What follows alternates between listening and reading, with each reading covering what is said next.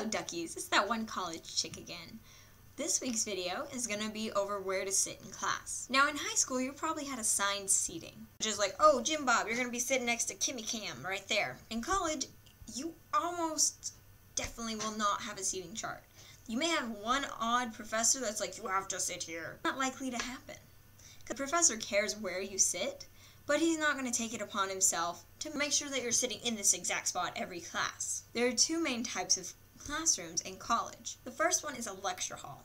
A lecture hall is basically like an auditorium, like a movie theater, except for the fact that the chairs have desks. The professor's going to be at the very bottom, and then there's going to have rows going all the way up to the tippy top. Science classes, like biology and chemistry, tend to be in lecture halls.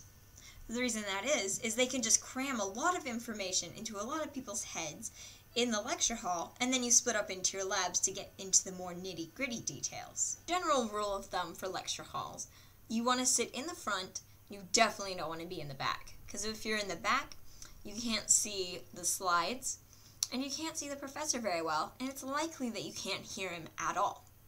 Even though professors have taught in lecture halls for years upon years, it doesn't mean that they're going to speak up. The second type of common room would be a regular classroom. In this setting, the general rule of thumb that you sit in the first 3 rows or down the middle is very accurate, and you should probably take part of that. However, be aware that if you are sitting in the back row, or the back few rows, the professor is not really going to pay much attention to you. The best place to sit in a classroom setting would have to be in the middle section of the rows. The ends are left for people that come in late. But if those are the only seats left, or you do come in late, sit there. Back of classrooms tend to be for the more, how should I say, slackers. But people that don't really enjoy the class sit near the back.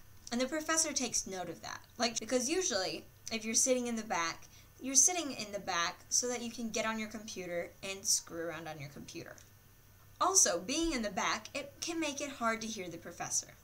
Even though the classroom is much smaller than the lecture hall, the professors tend not to be very loud in classrooms because they know, hey, this is a confined space, I don't have to be as loud as I would in a lecture hall. Also, the PowerPoints can be extremely hard to read from the back. The middle of the classroom is safe ground. The middle is the love child of the front and the back, because at the front you can hear the professor very easily and you can read the slides. In the back, you have more freedom on your laptop. The professor is probably not going to come back there and be like, what are you doing? If you're in the front and you're on your computer screwing around on the computer, keep in mind that everyone behind you can basically see what you're doing on your computer. You can't screw around and go on ESPN or Facebook as freely because the students behind you will get distracted. And if the students behind you are getting distracted by you, the professor is going to call on you and ask you to probably put your laptop away. If you have any other questions, feel free to leave them in the comments.